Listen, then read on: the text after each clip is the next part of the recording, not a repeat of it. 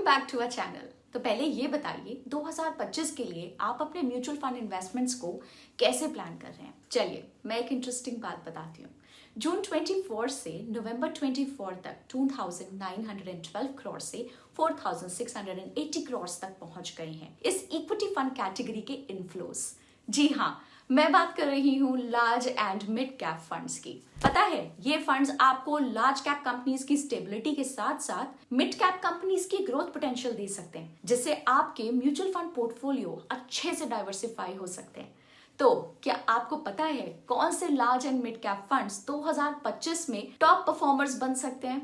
Well, आज हम cover करेंगे large and mid cap funds क्या होते हैं, AMFI के हिसाब से 10 ईयर परफॉर्मेंस के बेसिस पे सिलेक्ट किए गए 3 top performing large and mid cap funds कौन से हैं, और इन फंड्स की कॉम्प्रिहेंसिव स्टडी भी करेंगे। बट फर्स्ट लाइक बटन को दबा दीजिए और हमारे चैनल को सब्सक्राइब कर लें ताकि हमारे सारे इन्फॉर्मेशनल कंटेंट पे आप हमेशा अपडेटेड रह सकें। और याद रहे, ये वीडियो सिर्फ एजुकेशनल पर्पसेस के लिए है, ये किसी भी तरह की कोई फाइनेंशियल एडवाइस नहीं है।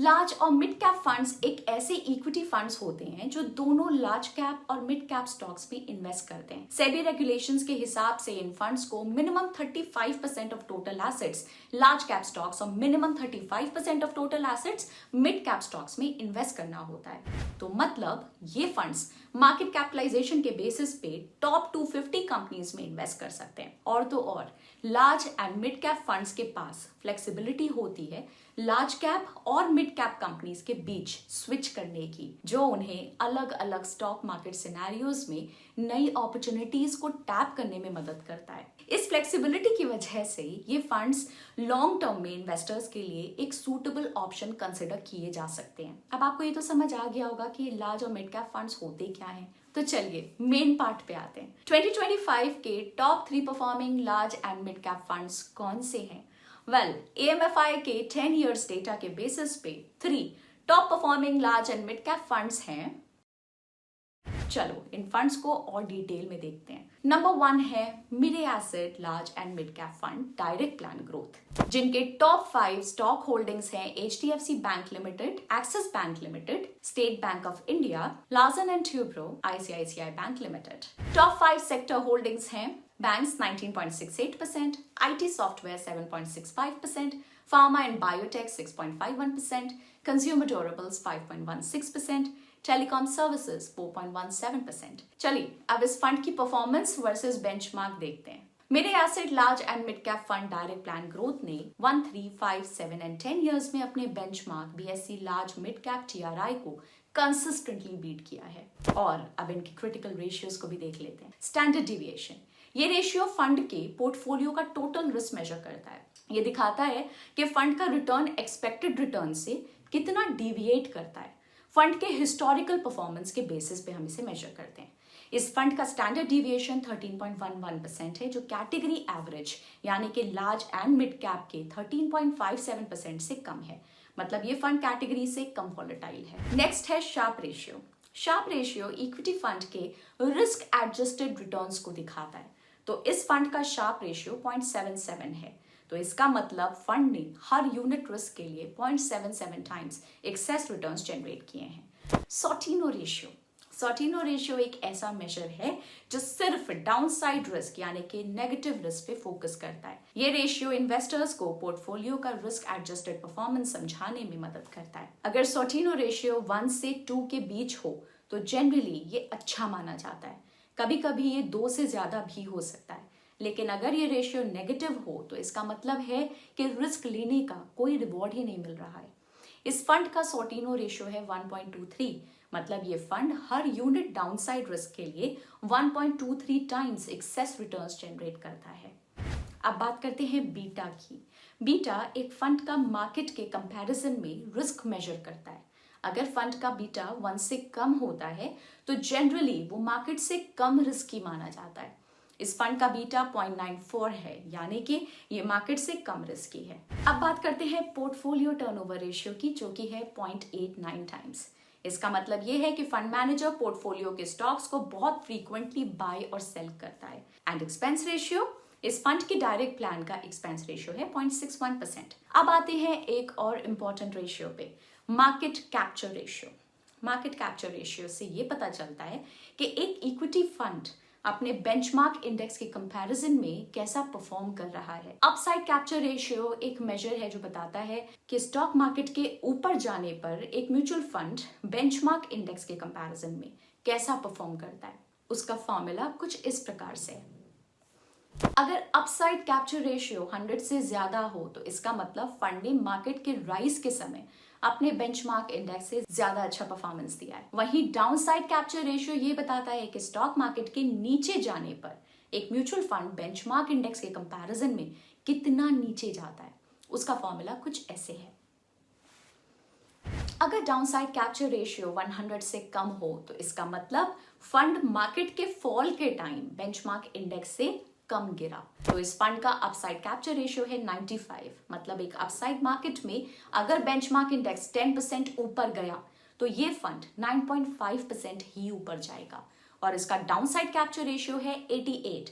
यानी कि एक डाउन मार्केट में अगर बेंचमार्क इंडेक्स 10% से नीचे गया तो ये फंड सिर्फ 8.8% से ही नीचे जाएगा। चलिए अब नंबर 2 फंड को देखते हैं। नंबर 2 है quant large and mid cap fund direct growth. इनके टॉप 5 स्टॉक होल्डिंग्स हैं Reliance industries 9.41%, ITC limited 7.8%, Aurobindo pharma limited 6.68%, Larsen and Toubro 5.67%, Lloyds metal and energy limited 4.84%। और इनकी टॉप 5 सेक्टर होल्डिंग्स हैं financial services 18.6%, FMCG 18.2%, public sector undertakings 14.3%, metals 12.1%, oil and gas 10.9%। मतलब इस fund ने FMCG, PSU, metals, construction, health care, power, services और oil and gas sectors में अपने benchmark से ज्यादा वेटेज दिया है। चलिए अब ये देखते हैं कि इनका परफॉर्मेंस बेंचमार्क के अगेंस्ट कैसा रहा है। तो quant large and mid cap fund direct plan growth ने अपने बेंचमार्क को 1, 3, 5, 7 और 10 ईयर्स में बीट किया है, जो दिखाता है कि इस फंड ने काफी अच्छा परफॉर्म किया है। और जरा इनके क्रिटिकल रेशियोज को भी देख लेते हैं साथ ही साथ। स्टैंडर्ड डिविएशन, इस फंड का स्टैंडर्ड डिविएशन है 16.37% और इनकी कैटेगरी एवरेज है 13.57%। मतलब ये फंड अपने पीयर्स के कंपैरिजन में ज्यादा वॉलेटाइल है। शार्प रेशियो, इस फंड का शार्प रेशियो है 1.02, यानी कि फंड ने ईच यूनिट रिस्क के लिए 1.02 टाइम्स एक्सेस रिटर्न्स जनरेट किए हैं। सोटिनो रेशियो है 1.94, जो दिखाता है कि ये फंड हर यूनिट डाउनसाइड रिस्क के लिए 1.94 टाइम्स एक्सेस रिटर्न्स जनरेट करता है। बात करते हैं बीटा की, जो कि है 1.09, यानी कि ये फंड मार्केट से ज्यादा रिस्की है। और इनका पोर्टफोलियो टर्नओवर रेशियो है 2.89 टाइम्स, जो कि बहुत हाई है। यानी कि फंड मैनेजर कुछ ज्यादा फ्रीक्वेंटली स्टॉक्स को बाय और सेल करते हैं। और इसके डायरेक्ट प्लान का टोटल एक्सपेंस रेशियो है 0.63%। और अब बात करते हैं इनके मार्केट कैप्चर रेशियो की। तो इस फंड का अपसाइड कैप्चर रेशियो है 121, यानी कि एक अपवर्ड मार्केट में जो बेंचमार्क 10% से ऊपर जाता है तो ये फंड 12.1% से ऊपर जाता है। और इसका डाउनसाइड कैप्चर रेशियो है 95, मतलब कि एक डाउनवर्ड मार्केट सिनेरियो में अगर बेंचमार्क 10% से गिरता है तो ये 9.5% से गिरता है। तो ये था Quant large and mid cap fund. अब चलते हैं नंबर 3 पे, Canara Robeco emerging equities fund direct plan growth.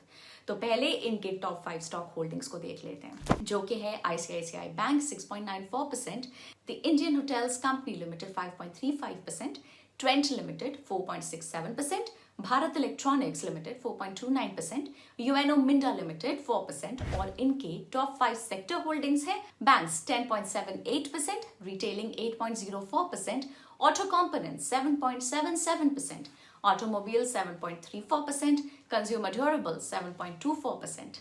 चलिए देखते हैं इस फंड ने अपने बेंचमार्क के कंपैरिजन में कैसा परफॉर्म किया है। तो देखिए, इस फंड ने अपने बेंचमार्क को कंसिस्टेंटली 1, 3, 5, 7 और 10 इयर्स में बीट किया है। और अब इनके क्रिटिकल रेशियोज को एक बार देख लेते हैं। इस फंड का स्टैंडर्ड डिविएशन है 12.95% और इनकी कैटेगरी का है 13.57%। मतलब ये फंड अपने पीयर्स के कंपैरिजन में कम वॉलेटाइल है। नेक्स्ट आता है शार्प रेशियो। इस फंड का शार्प रेशियो है 0.88, यानी कि फंड ने ईच यूनिट रिस्क के लिए 0.88 टाइम्स एक्सेस रिटर्न्स जनरेट किए हैं। सॉर्टिनो रेशियो है 1.63, मतलब कि ये फंड हर यूनिट डाउनसाइड रिस्क के लिए 1.63 टाइम्स एक्सेस रिटर्न्स जनरेट करता है। बीटा, लास्टली इसकी भी बात करते हैं, 0.92, यानी कि ये फंड मार्केट से कम रिस्की है। ये थे क्रिटिकल रेशियोज। तो चलिए नेक्स्ट इसके पोर्टफोलियो टर्नओवर रेशियोज को देखते हैं। पोर्टफोलियो टर्नओवर रेशियो है 0.44, यानी कि फंड एक buy and hold investment strategy prefer करता है, और इनके डायरेक्ट प्लान का एक्सपेंस रेशियो है 0.57%। अब चलते हैं इसके मार्केट कैप्चर रेशियो पे। इस फंड का अपसाइड कैप्चर रेशियो है 99, यानी कि एक राइजिंग स्टॉक मार्केट में जब बेंचमार्क 10% से ऊपर जाता है तो ये फंड 9.9% से ऊपर जाता है, और इसका डाउनसाइड कैप्चर रेशियो है 87, मतलब कि एक फॉलिंग मार्केट सिनेरियो में अगर बेंचमार्क 10% से गिरता है तो ये 8.7% से गिरता है। तो ये था कैनरा रूबिको इमर्जिंग इक्विटीज फंड। चलिए अब इस वीडियो को रैप अप करते हैं। आज के इस वीडियो में हमने 3 top performing large and mid cap funds को डिटेल में असेस किया।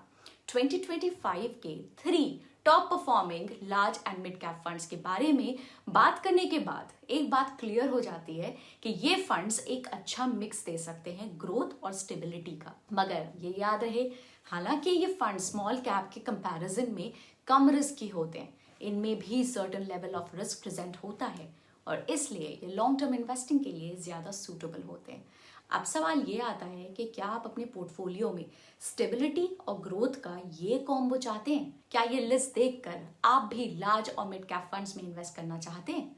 हाँ या ना कमेंट्स में अपने रीजंस के साथ बताइए। लेकिन किसी भी इन्वेस्टमेंट के बारे में सोचने से पहले हमेशा एक थरो रिसर्च करना बहुत ज्यादा जरूरी है, और अपने फाइनेंशियल गोल्स और रिस्क प्रोफाइल से जरूर उसको कंपेयर करें, फिर ही कोई इन्वेस्टमेंट डिसीजन लें। आई होप आपको ये वीडियो हेल्पफुल और इन्फॉर्मेटिव लगी होगी। अगर लगी हो तो इसको एक लाइक दे दें, और साथ में अपने फ्रेंड्स के साथ शेयर करना ना भूलें, और हमारे चैनल को सब्सक्राइब कर लें to stay tuned for more such content. Also please bell icon को प्रेस कर दें to get notified of all our latest content. And please remember, ये वीडियो सिर्फ एजुकेशनल पर्पसेस के लिए है, इसमें कोई फाइनेंशियल एडवाइस या रिकमेंडेशंस नहीं है। Thank you for watching. I will see you in the next video. Take care.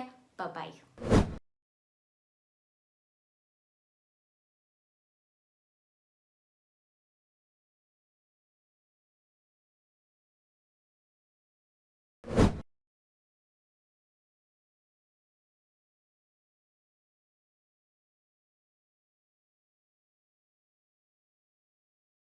Mutual fund investments are subject to market risks. Read all scheme-related documents carefully.